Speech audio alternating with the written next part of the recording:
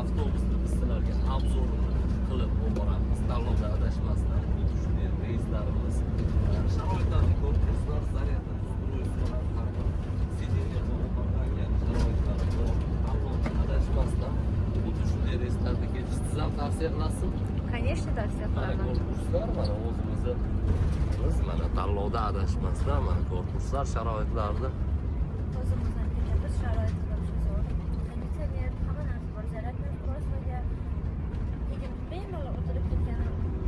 Qulayliklar, sharoitlari yaxshi. Reyslar haftada necha kun? Dushanba, seshanba, payshanba, juma kunlari. Aha. Nomerlarimiz qoldiramiz. Aloqaga chiqsanglar o'zimiz.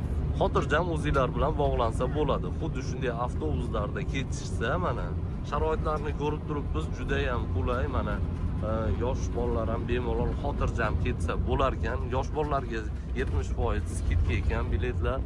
Xotirjam reyslar mana. Har bir sidenada zaryadniy ustroyстволар ham bor ekan. Mana siz o'zingiz zerikmasdan toliqqaningizni bilmayapsizmi? Mana xuddi shu narsalarni yurtdoshlarimizga ham tavsiya qilasizmi? Tavsiya qilaman hammalarga. Aloqaga chiqinglar. Rahmat katta sizlarga ham, sog' bo'linglar.